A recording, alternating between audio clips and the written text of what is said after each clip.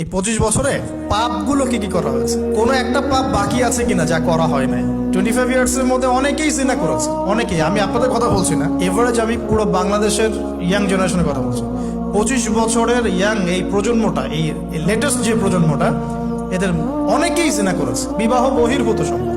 এবং আমরা এখন জেনাকে অনেক সময় উস্কেও দেই, আমরা অনেক সময় এটাকে প্রমোটও করি, আমরা এটাকে ফ্যাশনও মনে করি। কারণ আমাদের ঢাকায় মানুষ বলে যে তোর গার্লফ্রেন্ড নাই, এটাই এটাই এটাই হচ্ছে ওদের কাছে অবাক করা বিষয়। সবাই ঘুরে, ঈদের দিন তুই ঘুরতে পারিস না? আমাদের ফ্যামিলির মধ্যে একজন বলতেছে তার মেয়েকে, সবাই ঈদের দিনে বাইরে যায়, তুই যেতে পারস না? ঢাকায় এভাবে কথা। আমরা এটাই ফ্যাশন, মানে আমরা জেনাকে উস্কেও দিচ্ছি। তার মানে 25 বছর আমরা অনেকে জেনাও করেছি। মাদকের সাথে সম্পৃক্ত কত পার্সেন্ট ইয়াং জেনারেশন আমাদের দেশে? ক্যালকুলেট করেন, আপনি গুগল করেন, দেখেন কত পার্সেন্ট আমাদের দেশে মাদক সেবন করে। ইভেন এখন কিশোর গ্যাং বের হয়েছে, কিশোর গ্যাংয়ে অনেক যুবকরা যায়, অনেকে রাস্তাঘাটে মারামারি করে, অনেকে পলিটিক্যাল দলাদলির মধ্যেও আছেন অনেকেই। এবং এখানে ভাই ভাই রক্ত ঝরাই আমরা।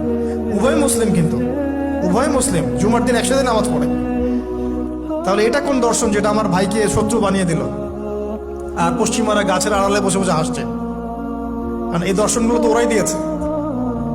তো 25 বছরের পাপগুলো একটু ক্যালকুলেট করি। প্রিয় দিনী বোন, একটু হিসাব করবেন যে 25 বছর আপনি কতদিন পর্দা করেছেন, কত 25,000 মানুষ আপনার চেহারা দেখেছে কিনা? এই 25 বছরে কত হাজার মানুষ আপনার চেহারা দেখেছে? আর ছেলেরা আপনাকে দেখলে কখনো চেহারা সুরত দেখে?